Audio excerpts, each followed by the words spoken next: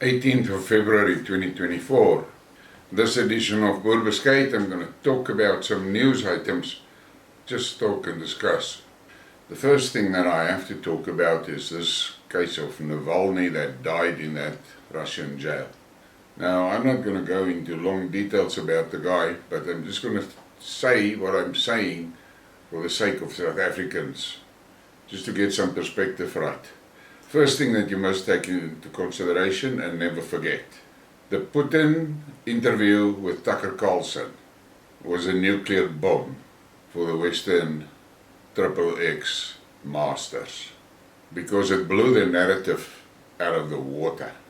And they had to get something to stop that story from running the headlines. And then Navalny died. Now, if you are a person with an acceptable IQ, you would imagine that you should wait for the post-mortem and the report from the prison authorities of what exactly happened there.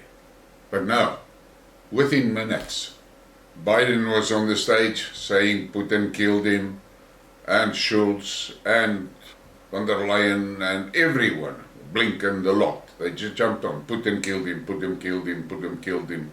And the Western media, the narrative spreaders of XXX, absolutely flooded everything with it. And Putin was to blame. Now just think about this. First of all, Navalny was in jail, serving a prison sentence. He was no danger for Putin. Why would Putin kill him? And then let's get back a bit in the history. Remember the stage when there were stories that Navalny was poisoned? Okay. Now, the poison that they identified and said that he apparently got in is extremely poisonous. And if you go and look at the details around that poison, you will see that they say that if you work with a person that has been poisoned with that substance, you need to be fully dressed in hazmat clothing. Don't forget that. Okay. What happened with Navalny? He got ill, and then there was a lot of wara, and Putin said, man, take him to Germany. Now, ask yourself this. If he was dangerous to Putin, why did Putin give his permission for the man to be shipped to Germany? Second thing, no one on that flight was dressed in hazmat, and not even the doctors in Germany that worked with me was dressed with. One German politician asked about it, and he never got an answer. So that was a bullshit story. Then there's the story that he is a political threat for Putin.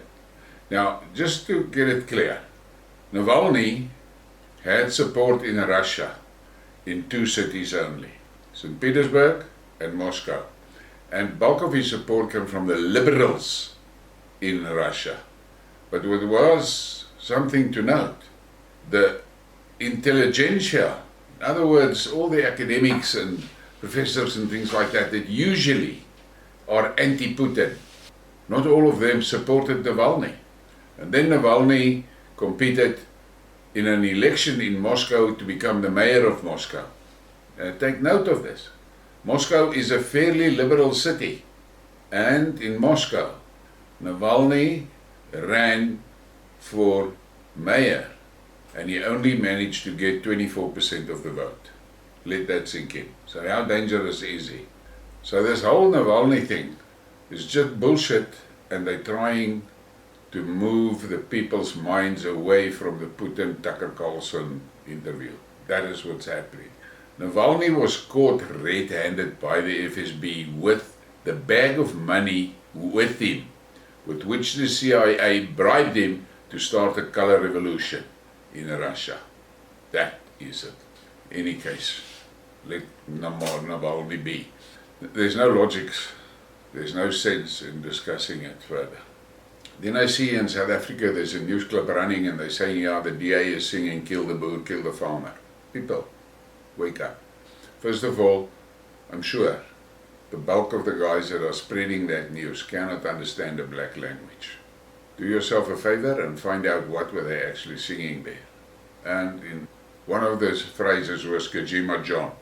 which means John must hurry up, in any case. But that is how this ailment that is in our society runs. There's people that suffer from this incurable sharing disease.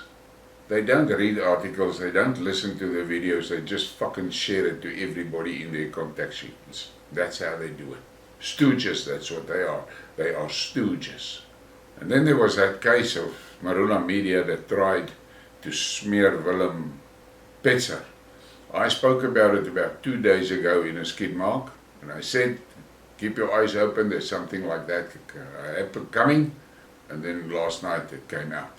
And I clipped that piece of mine out of that Skidmark, and I put it on TikTok, and the thing is running, and I think something like 39,000 views already. But Marula Media has withdrawn that article. But that is the things that you must keep your eyes open. The media is basically totally controlled by XXX, and they will feed us the narrative that XXX wants us to believe and read. There was that news flash that I saw. 2 Transnet freight rail trains ferrying tons of coal collided in the Ilubana region near Nseleni in northern KwaZulu-Natal yesterday morning. One train rear-ended the other, which is believed to have been stationary due to a power outage.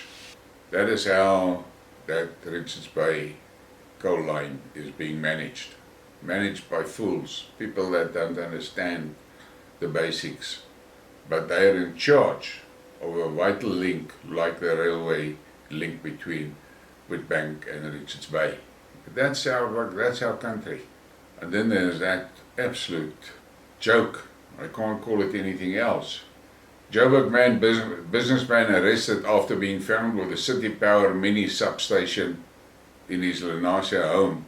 Now, apparently that 11 kV mini substation has been stolen a few years back already. Imagine that. This is South Africa. This is the country that we're living in. People steal vital infrastructure and take it home. But that's how it goes. And you sit here and you think by yourself, hey, this is honky-dory, we are okay. And Malema jumps up and down and whips the people into frenzies, and Cyril stand on the stages and lies to the people like hell, and all the politicians are part and parcel of this big bloody farce. The reality is that this government, this state, has lost all legitimacy. They are now a criminal cabal in charge of the country, and that's it. They don't provide services, they don't provide anything to the citizens. They are mainly focused on stealing as much money and stealing as much tax as they can, and nothing gets through to the citizens of the country. And then I saw this article. South African Post Office signed an agreement with Ethiopian Airlines to give additional postal services to other international destinations. And I just fucking laughed. That post office cannot deliver a letter in Nelspruit. Nelspruit post office can't deliver a letter in Nelspruit. But they want to fucking take a letter to Ethiopia. Where the hell is the letter coming from that's going to go to Ethiopia? It's all bullshit. But it is a disaster. Postal services is one of the first real civilized services that was instituted all across the world as countries got civilized. And here in South Africa we've reached the point now that we don't even have a reliable postal service. A basic building block of civilization. But the masses are oblivious of it.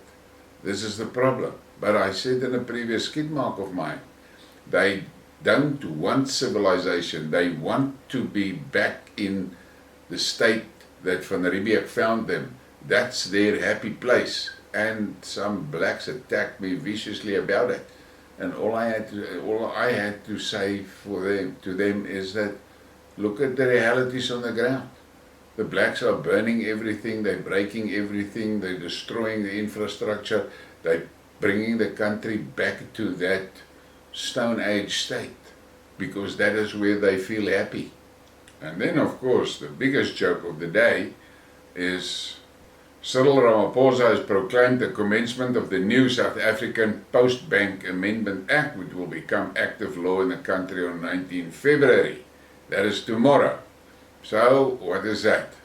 They want Post-Bank to be a bank, and it is under government control. And what is going to happen there? The same thing that happened at VBS. It will be plundered. But now you must listen to this cock. What is going to happen? Open your eyes. This is what's going to happen. The government is going to take a lot of our tax money and fund the Postnet Bank because it needs funds. And then the government officials and cadres are going to steal all that money from Postnet Bank. So it's just another route to steal more. Construction mafia crackdown. Becky Cele says 61 people are in police custody, including kingpins. Now, it's a joke. 61 people. They are running the construction game right across the country, but yippee, they've managed to take 60 people into custody. And I have to mention the Groblersdal fiasco. It's quite clear for any person that looks at the whole situation in Groblersdal objectively. Justice has been infected to a point that if you're a white person, you must just understand your chances of seeing any justice in the country are extremely slim. There are 4 guys sitting in jail for basically administrative issues around a protest.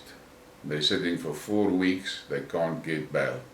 But a brutal murderer gets picked up by the police today, and tomorrow he's in court and he gets bail and he goes.